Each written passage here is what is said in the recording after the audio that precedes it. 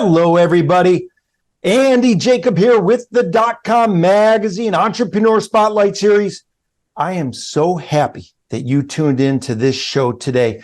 You know, we always talk about business growth. I mean, that's what we're all about. You've seen some of the leading worldwide experts in business talking about business growth, talking about their business growth, talking about how to increase your footprint in the world. And of course, when we saw what Mr. Dave Barnhart is doing at a company called Arkisys, our team reached out immediately because he has a very interesting business model.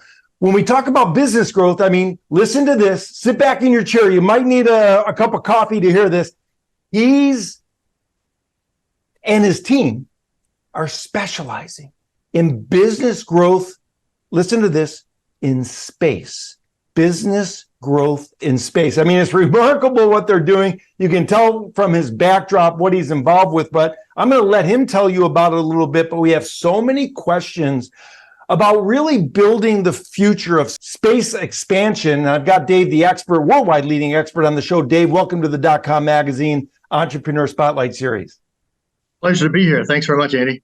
Yeah, it's great to have you. I mean, you're a straightforward guy, but involved in some real interesting technology, a real interesting business model.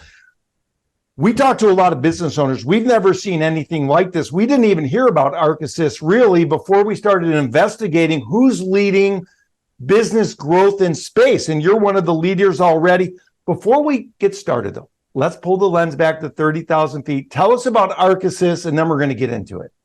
Yeah, absolutely. No, I appreciate it. I think the easiest way to explain, in essence, what we're doing is we're duplicating what is ubiquitous around the world that everybody knows about, which is nautical ports. There's a port in Los Angeles. There's all kinds of ports all over Europe. There's ports in Asia. And what those things do is they are nexus points for services, cargo, goods, and in essence, growth, not only at the location, but also for the countries involved. We're creating the first space ports in space. That's the goal. I mean, it's unbelievable. And you've already moved along in the process. This is not something that you're just drawing up on a whiteboard. I mean, this is something that's moving forward at lightning speed. You and your team are doing a great job. You have great technologists and a great staff. Let's talk about it, though. Where are we in this process? Because people are going to be listening to this. And, you know, they're hearing about space and they're hearing about, you know, Elon sending up the rockets and the satellites and everything else. Where are we with Arkisys right now in this process to get to where you want to go, which is really building the entire future of space expansion? Yeah, no, thanks very much. So the idea behind having a port here on Earth, you typically have land mass that you move to. That's sort of what the driver is, right? What's interesting is if you want to put a port or something similar in space, you have to build it. So we are, in essence, starting from the minimum viable product, the smallest element, which is one of the hexes that you see behind me. We call that our port module. And a port in any harbor in orbit is basically any altitude, becomes one or more of those minimum viable products, those port modules. To date, we have built up one of those full-scale port modules. It's actually in our facility right here. We've also built up a tender, a small vessel that actually is able to fly up to us, connect, and we use that to actually take off new payloads, new cargo, new customers, technologies. That we've also built up a full-scale mock-up here in our facility. And we've done all of the work behind the scenes to allow anybody to connect or disconnect to our port modules. Yeah, it's remarkable what's happening. I mean, you think about it. So you mentioned a port. Let's say it's a shipping port. Let's say it's, you know, Oakland or Long Beach or, you know, somewhere down in Florida, you know, Panama Canal, wherever we're going to talk about it. All the ships come in, they do their business, they unload, they dock, they load, they bring payload, they bring, you know, whatever it is that they're carrying. There's a process that goes on, but you're starting to think about it in terms of We know that space is the next frontier. I mean, you and I shared a conversation prior to the interview, how you got turned on to this whole thing at an early age, which I want to get into. But you envision a world, a space world, where these ports are really the central of commerce in space. Is that sort of the idea? That's absolutely the intention. The to date, space has really been sort of dominated by large companies, large organizations, large countries putting things up. And space has always been very focused on the Earth. Makes sense, right? High ground, you can use it for communications, for optical, looking at weather, whatever it is, right? It's all for the Earth. Only recently has technology gotten to the point where now you can potentially build or repair things in space, which fundamentally changes the paradigm of space being a place that you build something, you launch it, and if it works, great. If it doesn't, oh well, right? No more. Now the technology is the point you can actually put together, assemble, repair, or refuel other customers or people's spacecraft capabilities that's on orbit. So what that essentially does now is it's following the same precept of a nautical port on the ground where you have large cargo ships coming in, but in this case, we're using, they call orbital transfer vehicles, space tugs, different types of servicing vehicles to come up to us in this case. And the goal is for our ports to be focused on commercial revenue with companies that want to learn how to do business in space, test out new technologies that are required, develop manufacturing precepts, which will then pioneer either bringing things back down to the Earth or leading things up and actually growing. Yeah, it's interesting, of course, Dave. When I think about it, I know that there are certain governmental applications for what you're doing as well. And I'm sure that they're very interested in watching what's going on with your modules and with your reusable space platforms and vehicles. But I want to talk a little bit about the types of companies. So we're thinking about Arkisys. We're thinking about what you're building, business growth in space. I mean, you're going to allow people to test and experiment and build and fly, a lot of really great things. What types of companies are going to reach out to you and say, Arkisys, hey, Dave, we want in? Like, who are the companies that are going to want to use your platform in the future? Yeah, no, it's a valid question. So you take a step back and you think about, we have to put a business together to do commerce and generate revenue in space, which means we have to focus on a market, right? So then the question becomes, what is the market? And in this case, there's a tiered set of companies or markets that are interested in what it is that we're doing. The first, I think one that's the most vibrant and the one that exists today that's underserved is what's normally called the hosted payload market. And in essence, that consists of companies as large as Lockheed Martin or Boeing or anybody else that wants to go up, all the way down to 2 or 3 people in a specific company that come up with a really cool technology, but they don't have the cash to put together an entire spacecraft. So instead, they'll fly up with us. We already have a platform. We connect them in, turn them on, and they check themselves out. So actually the market for the hosted payload enterprise and what we're doing is huge, because at the moment, because space is still a tough domain to get into, you have to build things that are going to last in space. And truly, the only thing that validates you operating in space is if you operate in space. So it's a catch-22 that you'd like to test things out in space, prove that it's all qualified, prove that it's capable to last, even before you put together the final product to start generating revenue. So that's one of the biggest ones that we're working on. From there, in terms of markets, you can then expand. That market specifically is for typically technologies that want to be tested that goes into another spacecraft that's going to be launched eventually. Many of those activities are looking at the Earth, whether it's optical signatures, whether it's communications, whether it's internet access, cool technologies that people are coming up with. That's great.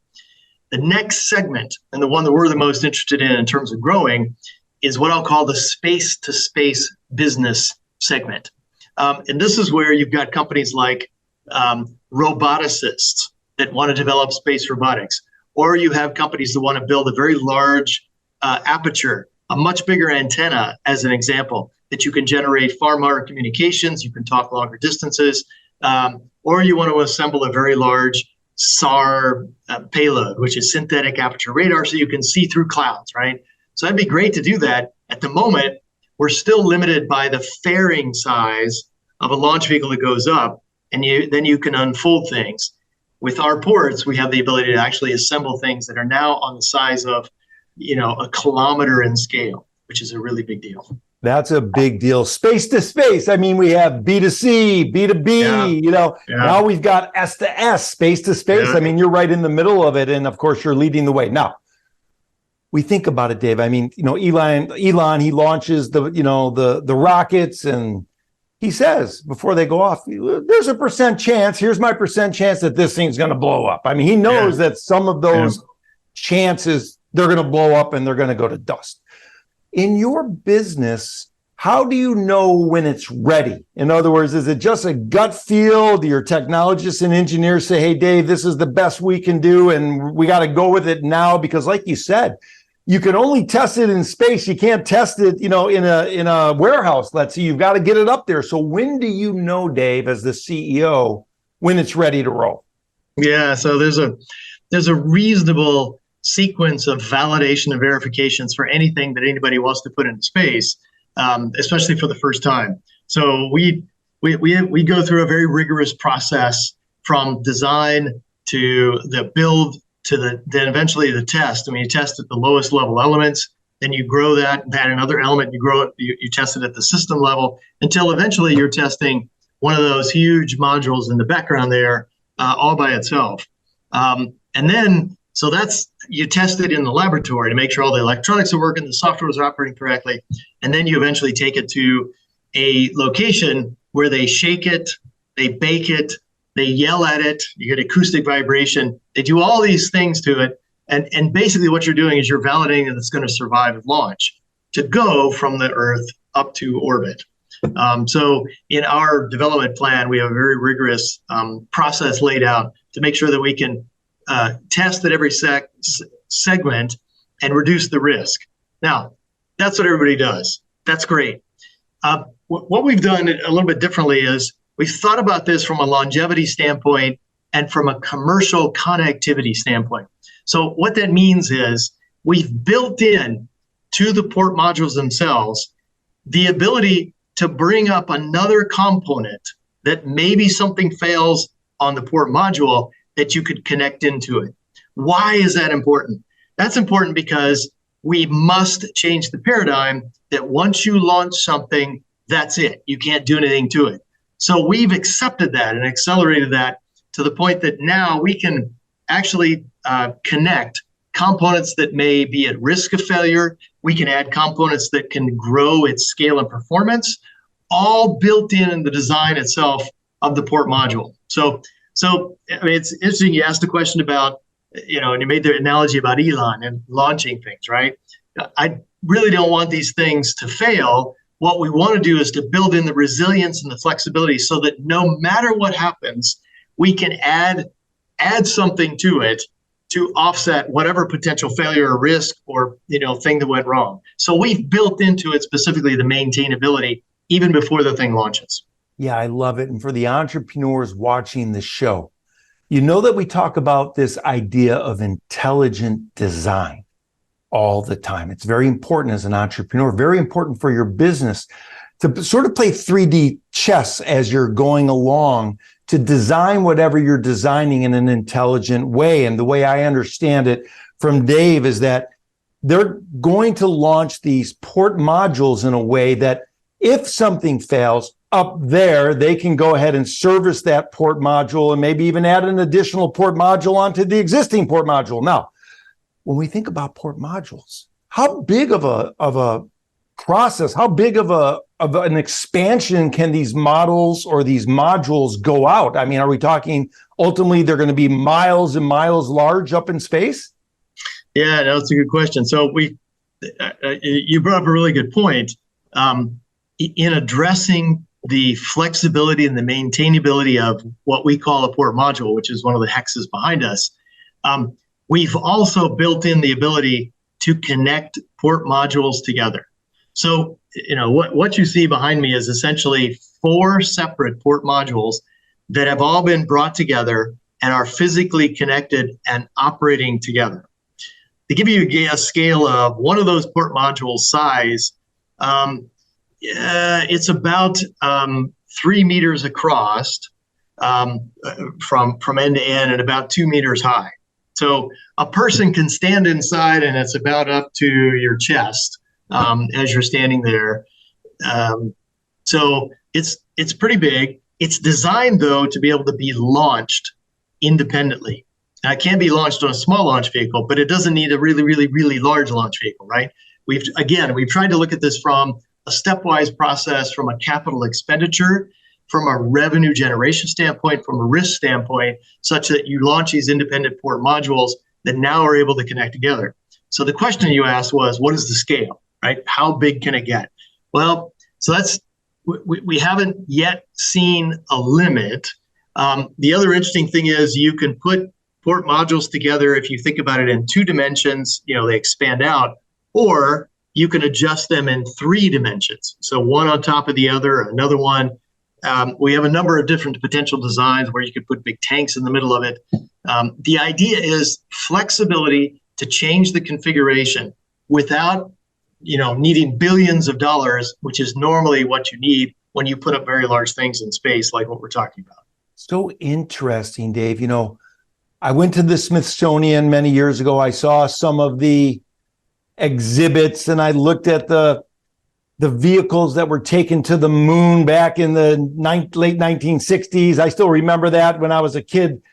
They had the camera upside down, so everybody in my family was upside down looking at the TV because they had the first images upside down. And I think about the technology to get to the moon in 1968. I think it was 68. That's an insane feat for humankind. And now here we are, a number of years later, and you're doing things with Arkisys, and it seems like it becomes more powerful, but yet smaller as we evolve. The equipment becomes smaller and it becomes more powerful and more nimble, I would call it. When you're designing something like this with your team, let's talk about the technology component, because I'm still having a tough time getting my head around it. How much drawing board time has been put in to get your first module sort of ready to roll? How much time have you spent on this with your team? Yeah, so we really earnestly got started at the end of 2019. Murphy's Law. We got started right at the end, and then boom, everything shut down because of the COVID, right? But we've spent about 2 years of really concentrated work in designing the architecture, and then really the most difficult thing that we've come up with is to try to make this flexibility to attach and connect and grow, right? It's straightforward to build something that's going to go up once. That one's fairly easy. But if you want to build in the resilience and the ability to connect and disconnect, move around, change the configuration, then you've got to really think about what are those key things needed. Now, the really cool thing, as you sort of pointed out, the technology has advanced so quickly, and in particular, microelectronics has enabled, obviously, a huge explosion in small satellites and satellites in general. But in our case, one of our first technologies we developed was what we call a universal data protocol adapter. Really boring, not very sexy. It's a thing that's on the inside you'll never see, but it's the magic when anybody around the world has a physical device and they want to connect in. Every physical device, unfortunately, has a different connector. They have a different set of data that they need to talk to and send out. And we as a company, you got to figure out, well, we don't want you to convert to what we have. We want to conform to you, right? So we created this new small applique, as we call it.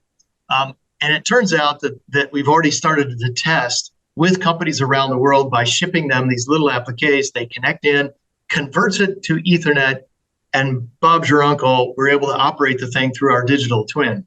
So from what technology is required, that was one of the first ones, so that we could connect anybody at any time and all convert so that we can talk to them. And that's a really big deal. The second sort of most key technology is you could think about it as the interface connector, the physical thing to connect things together, right? And in that standpoint, we've actually selected two companies, two different approaches for how companies have put together physical interconnects, and we actually proliferate that throughout the entire port module.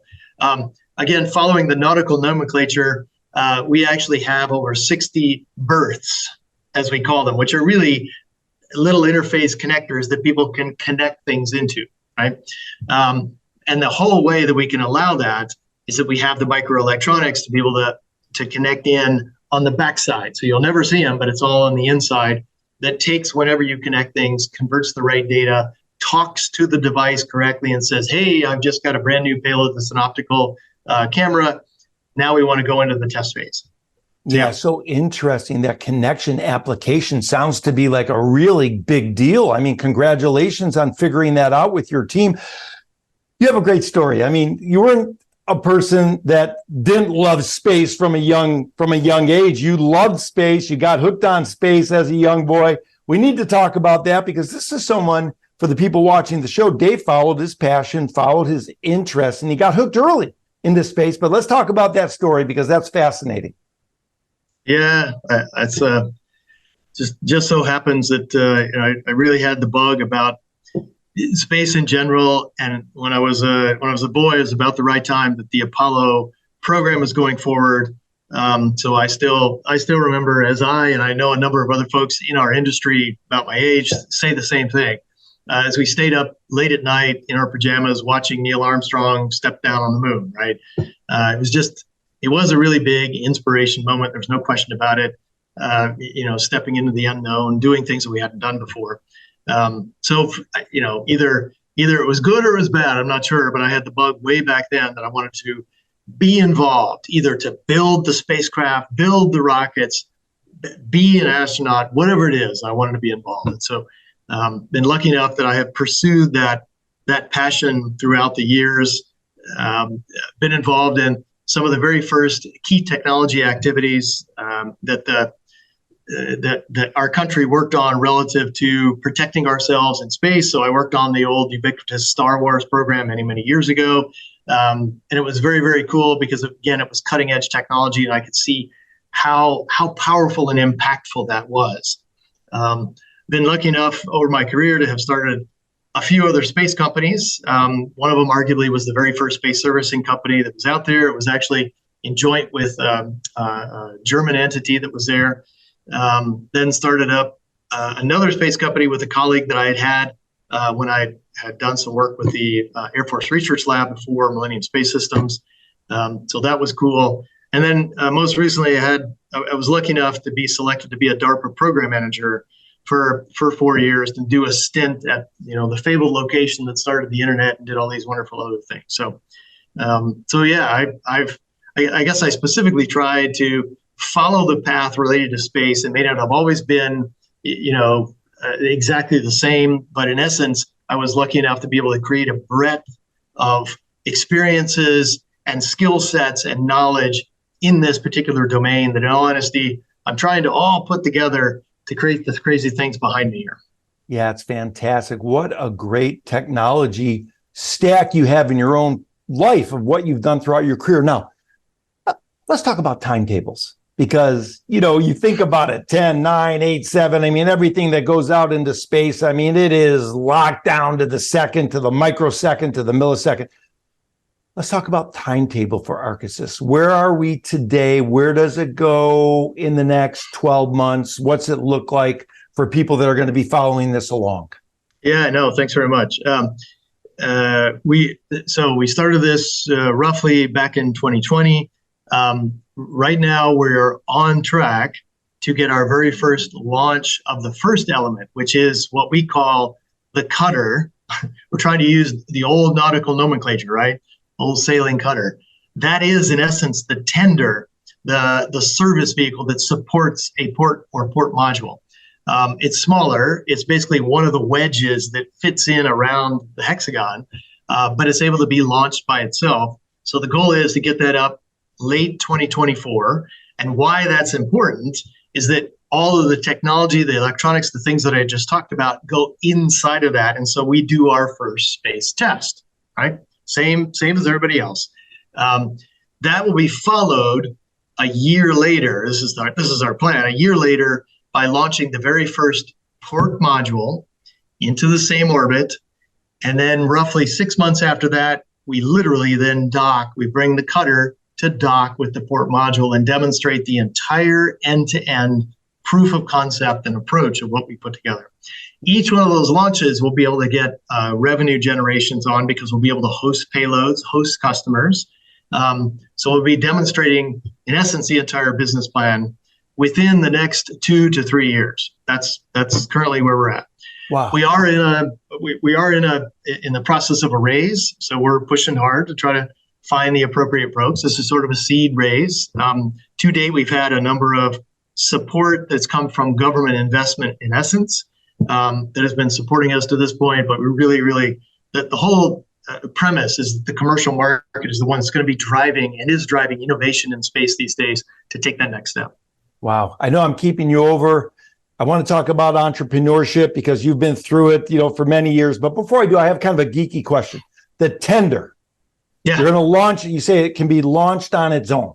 Yeah. Well, where is it in Port Canaveral? I mean, where does it launch from? How does it get up there? Oh, yeah. No. So the good thing is that the tender itself, again, is much smaller than the port module. The tender is about 200 kilograms, to give you an idea. The port module is about 2,000 kilograms. So it's much bigger, right? But the cutter itself can be launched as a secondary ride opportunity. So yes, we could launch on a SpaceX vehicle or a Falcon. We could launch on smaller launch vehicles, and there's a number of them out there. Fireflies out there. Rocket Lab has been launching. So wherever it is around the world that they're potentially launching, we could go onto that, and then it will go into a specific orbit that will prove things out, and it'll stay there until we then send up the port module, and then the two will rendezvous together. Wow. Yeah. Incredible. We're going to be so fascinated to watch the continuance of the journey for Arkisys. Before I let you go, Dave, I want to talk about entrepreneurship, because we have younger entrepreneurs watching the show. They don't even remember, the Neil Armstrong. They never saw it live like you did. I mean, I did, actually. So maybe they're having a tough time in their business. Maybe they're hitting a freeze frame. Maybe they kind of are freaking out a little bit because they don't know how to handle the pressure. So maybe you could share some insight and some wisdom to the younger entrepreneurs watching the show, Dave, about what it takes to keep on pushing when times get tough. Yeah, so I'm happy to do so, and it's wonderful. I'd like to think there's a whole host of entrepreneurs out there continuing to push. I've been lucky enough to interact with a number of younger folks that have gone on to actually build their own companies, which is great.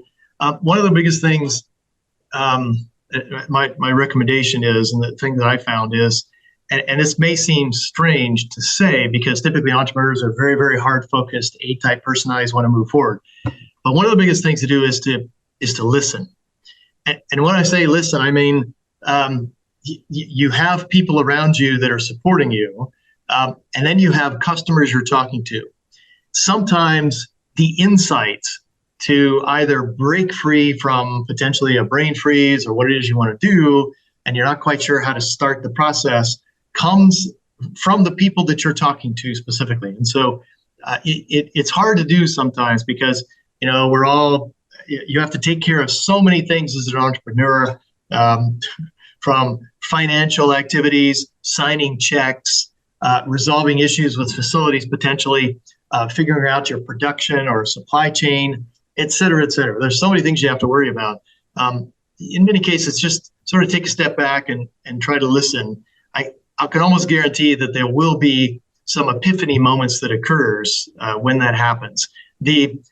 As an example, the reason we actually worked on a cutter, we actually came up with that, was because we were having conversations with folks early on about, do they have an orbital transfer vehicle to support us? And many said they did, many said they didn't. But then someone asked us the question, we were just talking to them about, well, isn't the technology in every one of your wedges the same? And couldn't you just fly them up and connect together. We hadn't thought about that because we had sort of, oh, well, that's too tough. We're going to go down this path. But as soon as that question was asked, in all honesty, we took a step back and said, that makes a lot of sense. So anyway, it's one recommendation. I know it's tough every day. You're working many, many hours. And this is the one thing that I observe is many people think starting a business is a sprint. It's not. It's a marathon. It's a marathon of multiple sprints, and then you're constantly walking, and then you sprint, and then you constantly walk, right? So, yeah. Yeah, that's great advice. Listen to people that care about you. Listen to your customers. Yeah. Listen to people that you're going to be serving, because sometimes that's the wealth of knowledge. That basically, Dave, what you just gave us in Harvard MBA class right there, and that's fantastic. So I really appreciate that. And having you come on now in this sort of genesis of Arkisys is a real honor for us, Dave. I mean, what you're doing with the connection applications, I mean, the tender going up here in short order. I mean, it's just so fun to watch. There's this new thing that I learned from you besides the whole interview, which is this S to S, the space to space. I mean, I've never heard that before. Yeah. You're right on the cutting edge of that. I mean, I haven't even heard that. And we speak to a lot of people. So we're in the S to S space. I mean, it's fantastic, Dave. I want to thank you so much for coming on the .com Magazine Entrepreneur Spotlight Series today. When the tender gets ready to roll, we're going to bring you back on, and maybe we can even do a live broadcast watching that thing go up into space. All right, Dave? That'd be awesome. I really appreciate it. Thanks very much for the honor. It's awesome.